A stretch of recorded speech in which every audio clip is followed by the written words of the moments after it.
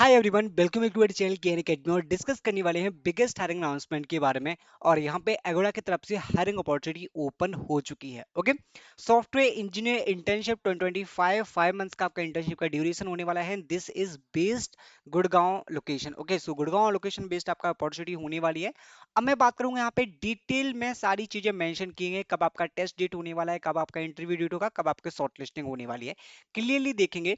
सो internship का जो period होने वाला है डेट इज जुलाई टू नवंबर। सो जून या जुलाई में आपका इंटर्नशिप स्टार्ट हो जाएगा और नवंबर तक आपका यहाँ पे चलने वाला है 2025 में। इंटरव्यू प्रोसेस के बारे में बात कर लेता हूँ गाइस। सो जो रजिस्ट्रेशन का एंड डेट है डेट इज 8 अप्रैल। ओके, सो 8 अप्रैल को यहाँ पे रजिस्ट्रेशन क्लोज हो जाएंगे आपके, और ऑनलाइन कोडिंग असेसमेंट आपका यहाँ पे 12 और 20 ऑफ अप्रैल को होने वाला है। ओके, सो बेसिकली यहाँ पे एक दिन पूरे आपके ऑनलाइन असेसमेंट चलने वाले हैं। फर्स्ट आपका कोडिंग टेस्ट होगा। रजिस्ट्रेशन आपको कर देना है, ओनली एक दिन ही आपके पास रजिस्ट्रेशन के लिए, कल यहाँ पे रजिस्ट्रेशन क्लोज हो जाएंगे। अनाउंस दी शॉर्टलिस्टेड, लाइक जो भी स्टूडेंट्स ऑनलाइन कोडिंग टेस्ट में यहाँ पे पार्टिसिपेट करेंगे और जो शॉर्टलिस्ट होते हैं तो उनका रिजल्ट आ जाएगा 28 से 30 अप्रैल के बीच में। ओके, और उसके बाद जो भी आपका यहाँ पे इंटरव्यू होने वाला है, इंटरव्यू का डेट होगा 13 to 16 of May.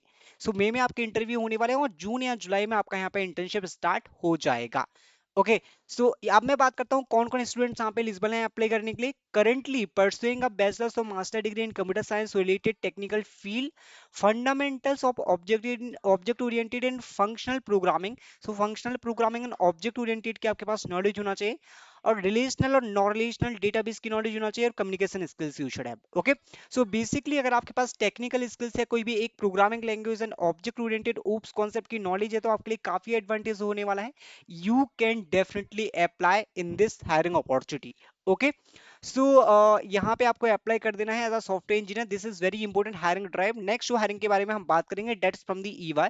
Eva hiring for intern program digital and emergent technologies. Okay, यहाँ पे जो ट्रेनिंग प्लान है इनका, और यहाँ पे जो की क्वालिफिकेशंस है, अंडरस्टैंडिंग होना चाहिए आपको प्रोग्रामिंग की एंड वेब डेवलपमेंट की, पाइथन एचटीएमएल सीएसएस की आपको नॉलेज होना चाहिए। And tear 1 IIT triple IT यहाँ पे इंजीनियरिंग कॉलेज, लेकिन यहाँ पे डिफरेंट आपके टॉप टियर इंस्टीट्यूट्स के स्टूडेंट्स यहाँ पे एलिजिबल हैं अप्लाई करने के लिए। सो यहाँ पे कॉलेज बेस्ड आपकी यहाँ पे शॉर्टलिस्टिंग होने वाली है। अगर आप यहाँ पे टियर 1 कॉलेज के, then you are eligible to apply.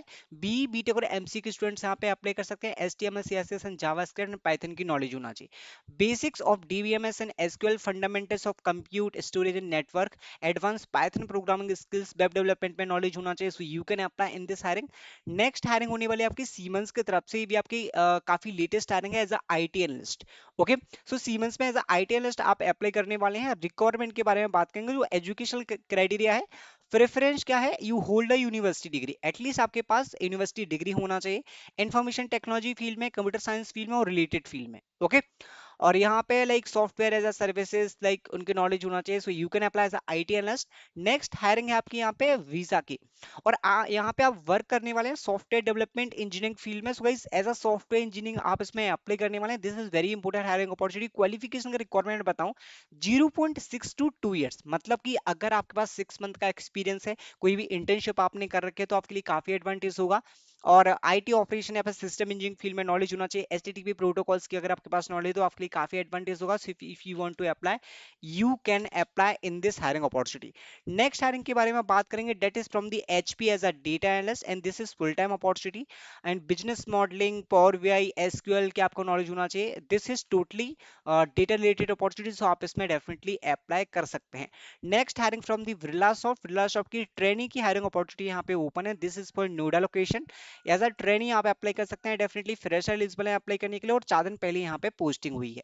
Next है आपकी डिलोइट की hiring opportunity as a campus desk business technology analyst, NIT क्रूचविद। Okay, so basically this is kind of on campus hiring opportunity. अगर आपके college यहाँ पे eligible होते हैं, सो एनआईटी क्रूचविद जो यहाँ पे लाइक यहाँ पे एलिजिबल है, और यहाँ पे मल्टीपल लोकेशंस के लिए, जैसे मतलब जॉब के बाद आपकी लोकेशंस यहाँ पे डिफरेंट डिफरेंट हो सकती है।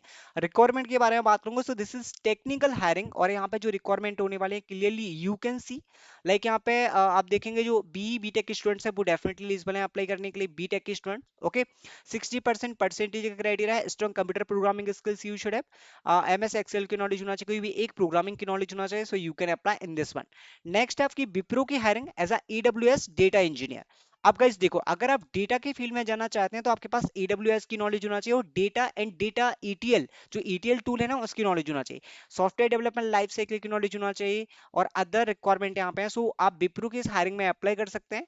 नेक्स्ट जो बात करूंगा, that is Tesla hiring as a application support engineer. Okay, और रिक्वायरमेंट क्या होने वाले हैं, .NET C# और C# लाइक .NET फ्रेमवर्क्स के अगर आपके पास knowledge, as a application support engineer IT की हायरिंग है, then you can apply in this one also. In this video, I have discussed about multiple hiring opportunities. I hope you like this video. Thank you guys. Thanks for watching.